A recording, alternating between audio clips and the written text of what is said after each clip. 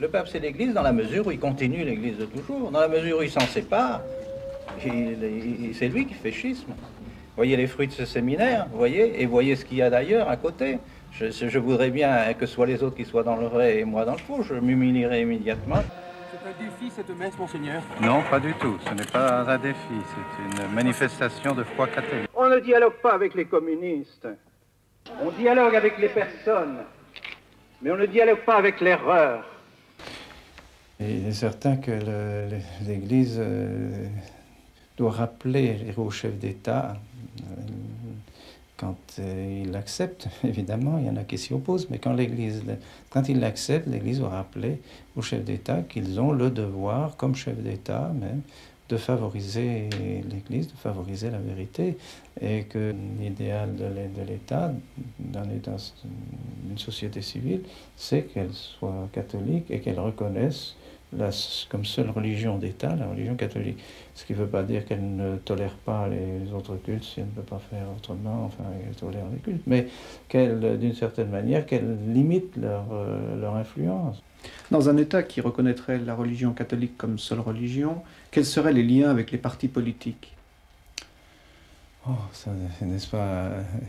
Je pense que, à ce point de vue, il y a tout de même des lois aussi qui régissent l'attitude de l'Église vis-à-vis des partis politiques, des règlements, des principes, enfin, qui ne permettent pas à l'Église d'adhérer, et aux catholiques d'adhérer à des partis politiques qui défendent des lois immorales et des règlements qui vont à l'encontre du décalogue, par exemple. Donc, par conséquent, tous ceux qui favorisent toutes les lois contre le mariage, en définitive, l'avortement, divorce, contraception, et tout cela, il n'est pas normal que des catholiques adhèrent à des groupes politiques qui désirent ces choses-là. Donc, par là même, ces partis seraient interdits? Ah, je crois, oui, puisque l'Église interdisant ces choses-là d'une manière absolue, un catholique ne peut pas accepter de donner sa signature à un parti ou son adhésion à un parti qui publiquement prend parti contre le décalogue. Nous sommes persuadés que le bon Dieu est avec nous et qu'un jour la vérité se fera, peut-être bientôt, peut-être bientôt. Des échos me viennent de Rome. Il est possible que des choses s'arrangent, que la vérité se fasse, mais nous ne voulons pas abandonner notre foi. Je suis prêt à aller m'agenouiller aux pieds du Saint-Père, mais non pas pour lui dire, très Saint-Père, dites-moi de me faire protestant, demain je suis protestant. Jamais.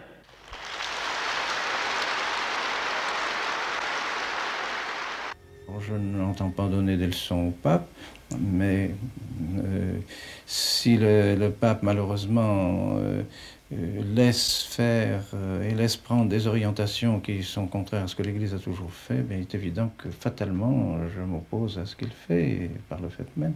Est-ce que vous pensez que parmi ces dispositions, il en est qui sont hérétiques? Je ne pense pas parmi ses positions, je dirais oui, pas parmi ses paroles ni ce qu'il affirme, parce que le pape a une tendance libérale. Or, c'est le propre des libéraux d'affirmer une chose et de faire le contraire, de faire des actes qui s'opposent à ce qu'ils affirment. Alors, le pape affirme la foi, mais après, dans la pratique, on s'aperçoit qu'il agit contrairement au bien de la foi, par toutes ces compromissions avec toutes les erreurs. Soi-disant qu'il faut savoir faire les expériences pour pouvoir ensuite donner des conseils à ses fidèles, n'est-ce pas? Alors il faudrait pouvoir faire tout ce que font les hommes d'aujourd'hui pour pouvoir ensuite en parler à ses fidèles. Je ne sais pas si c'est un bon raisonnement. Monseigneur, comment jugez-vous la personne du pape?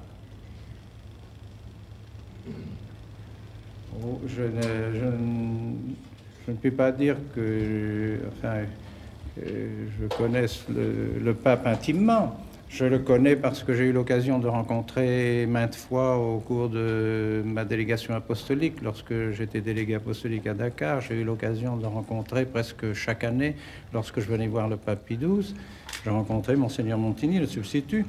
Mais j'avais déjà, je veux dire, dès ce moment-là, l'impression que Monseigneur Montigny n'était pas en plein accord avec le pape Pie XII, je dirais qu'il modérait, il était un frein et un modérateur dans l'activité du pape Pie XII. Chaque fois qu'on lui demandait de prendre une décision, de nous aider à faire en sorte que le pape Pie XII prenne une décision, Monseigneur Montigny était toujours, je dirais, très réticent et donnait l'impression de quelqu'un qui voulait éviter toute condamnation. C'était déjà dans son esprit, comme il l'a dit ensuite, je ne me veux pas condamner. Et c'est pourquoi je crois qu'il n'arrive pas à notre excommunication, parce qu'il a toujours dit qu'il ne voulait pas condamner. Alors il se dédierait en nous excommuniant. Pour avoir une excommunication, il faut avoir péché gravement.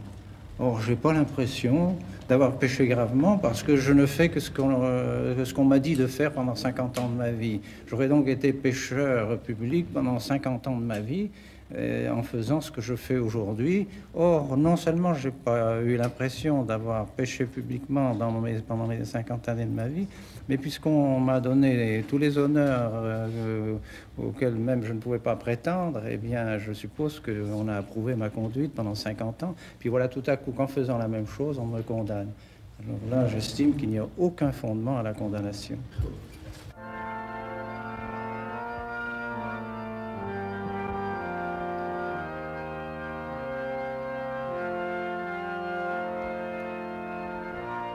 Depuis que l'Église subit une crise sans précédent, depuis que dans l'Église il y a une confusion qui règne d'une manière générale, non seulement dans la célébration du Saint-Sacrifice de la messe, mais aussi dans la collation des sacrements, nous pouvons légitimement nous demander si les prêtres qui sont délégués par les évêques maintenant pour donner le sacrement de confirmation le donnent d'une manière valide, c'est-à-dire donnent la grâce du bon Dieu.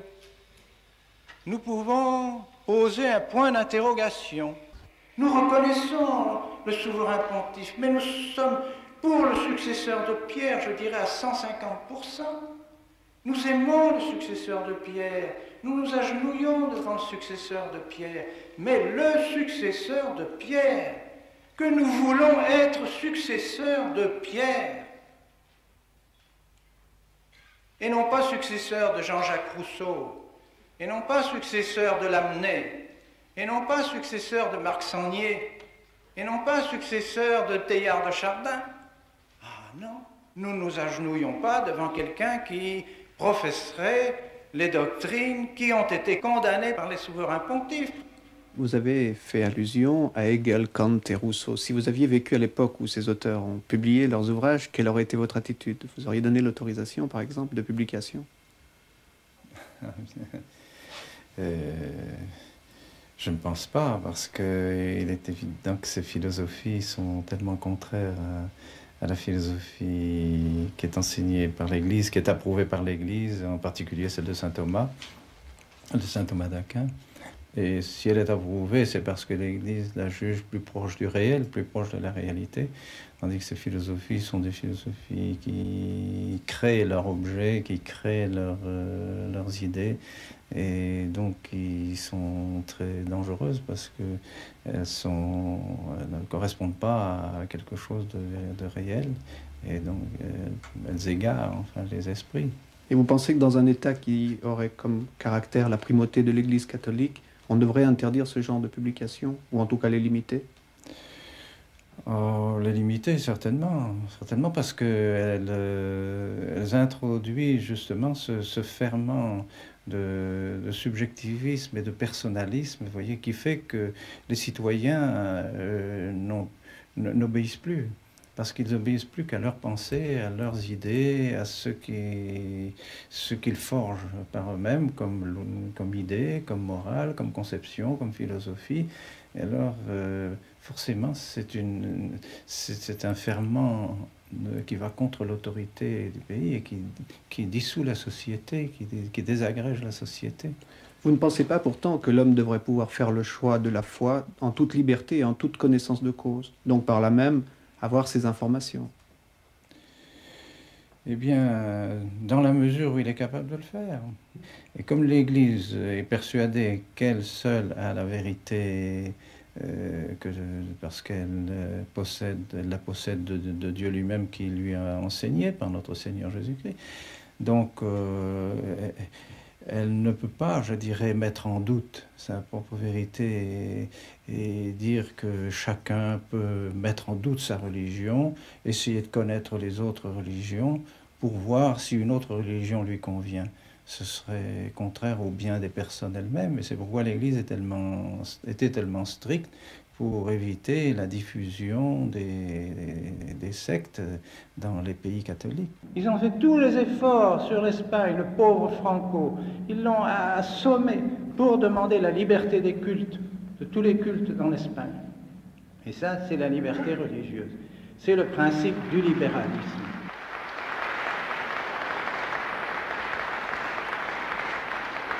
La démocratie, ici, elle s'entend comme le peuple ayant l'autorité et que les autres ne sont que des délégués. Alors là, il y a une erreur fondamentale parce que l'autorité ne vient pas du peuple, elle ne vient pas d'en bas, mais elle vient d'en haut. Enfin, d'après notre foi catholique, c'est tout de même toute l'autorité vient de Dieu. Et bien, c'est qu'on peut désigner l'autorité, désigner le sujet de l'autorité, mais l'autorité ne vient pas d'en bas, elle vient à ce moment-là, elle lui est donnée aussi par Dieu, en définitive.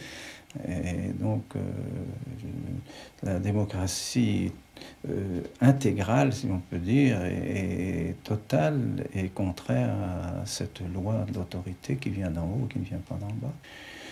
Mais d'autre part, je pense que l'Église a toujours voulu que la société soit hiérarchisée, vous voyez, et que par conséquent, qu'une société où tout le monde aurait exactement je dirais le même salaire, et le même standard de vie et le même standing, serait une société qui ne serait plus une véritable société, parce que la société est faite de tous les talents des gens, et les gens utilisent leur talent et peuvent l'utiliser justement s'ils ont les moyens de l'utiliser. Quelqu'un qui est extrêmement intelligent, qui est tout à fait capable, a besoin d'un certain standing de vie pour pouvoir exercer ses facultés. Un autre qui malheureusement n'a pas ces possibilités, n'a pas cette intelligence, n'aura pas besoin peut-être de moyens aussi importants pour utiliser les dons que le bon Dieu lui a donnés. Ce qui ne veut pas dire qu'il ne soit pas devant le bon Dieu aussi parfait, peut-être plus parfait que celui qui est plus intelligent. Mais enfin, je crois qu'il y a tout de même une hiérarchie dans la société qui utilise les dons que le bon Dieu a fait à chacun des hommes. Et tous les hommes sont différents, on a beau faire, l'un est plus grand que l'autre, l'autre est plus intelligent, l'autre est plus fort, l'autre est plus âgé, plus jeune. Enfin, c'est le bon Dieu a voulu que les sociétés soient justement différentes. À la base, il faut bien aussi qu'elles soient différentes dans ses fonctions. Ceux qui sont dans les plus hautes instances de l'Église, le Saint-Siège et le Vatican lui-même, nous détournent de la foi catholique, deviennent les amis de nos ennemis. Le dernier événement en date, c'est la réception de Kadar au Vatican, celui qui a versé le sang des catholiques, qui a versé le sang des Hongrois. On excommunie ceux qui gardent la foi catholique et l'on entre en communion avec tous les ennemis de l'Église. On entre en communion parce qu'on lève l'excommunication. Cette excommunication qui existait, on la lève contre les communistes, contre les francs-maçons, contre les orthodoxes. Que veut dire ce baisement du pied des schismatiques, des hérétiques, ces embrassades avec les hérétiques, les schismatiques, les communistes, les francs-maçons? Nous ne comprenons plus, nous ne comprenons plus. Ce n'est plus notre Église, ce n'est plus notre Église catholique, ce n'est plus notre foi catholique. Nous voulons rester, demeurer catholiques. Et c'est pour cela que nous refusons de collaborer à la destruction de l'Église. Nous refusons de collaborer à la perte de la foi, à l'apostasie générale. Et nous savons parfaitement que si nous ne faisons pas ces ordinations, que si nous arrêtons, on ne nous donnera rien. Nous le savons parfaitement. Nous ne pouvons pas nous empêcher de penser qu'il y a à l'intérieur de l'Église des mercenaires, des loups et des voleurs. Allons-nous prêter la main à ces mercenaires, à ces loups, à ces voleurs? Nous ne le pouvons pas. Mais nous dira-t-on, qu'allez-vous devenir? Eh bien, ce que nous allons devenir, je dirais tout simplement, notre avenir, c'est notre passé. Et un rapprochement avec Rome, vous le croyez encore possible? Avec la Rome actuelle, j'avoue qu'humainement parlant, je crois que ce sera difficile parce que j'ai essayé vraiment toutes les possibilités mises à nos dispositions pour pouvoir entretenir le dialogue et essayer d'arriver à un minimum de modus vivendi.